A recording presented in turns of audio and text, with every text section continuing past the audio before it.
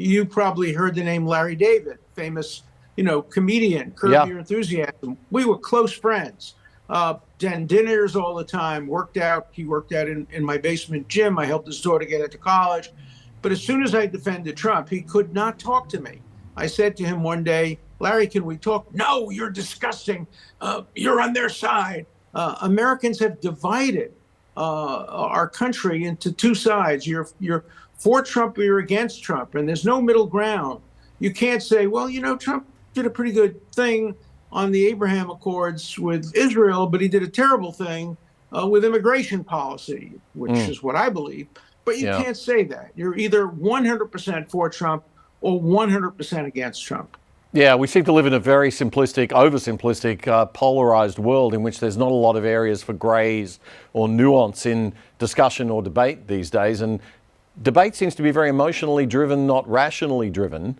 It's the ability of the legal system to take a more rational approach, yes, but we're seeing a loss of that now.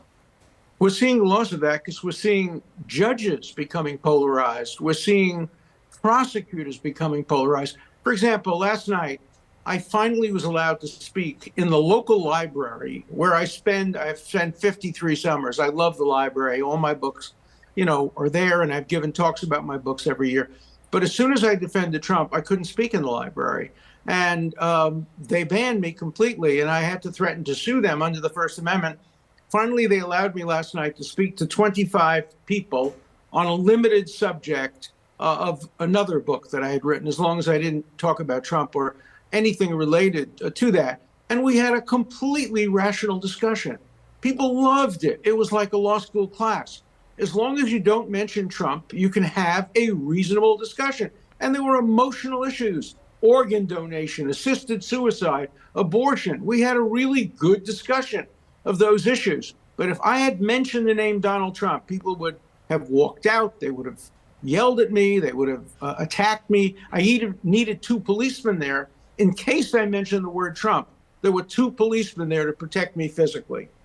Wow. Okay. It's extraordinary to think that in a country like the United States, which the rest of the Anglosphere, we in Australia, Canada, the UK, look up to the United States as a bastion of free speech.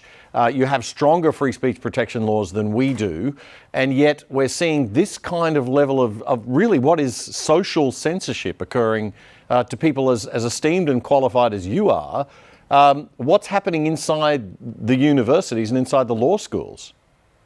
Well, it's much worse. It's even worse. At Stanford University, for example, the Federalist Society invited a judge to talk, and they disrupted his speech, wouldn't allow him to speak.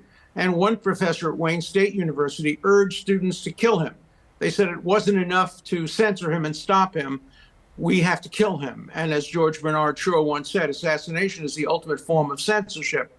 And we are today devaluing free speech in universities. For the first time in my lifetime, I'm 84 years old. I've been teaching, for over 60 years. The first time in my lifetime, you have professors and very bright students saying free speech is patriarchal, imperial, whatever bad words you want. They are denouncing free speech, saying free speech is part of our repressive society.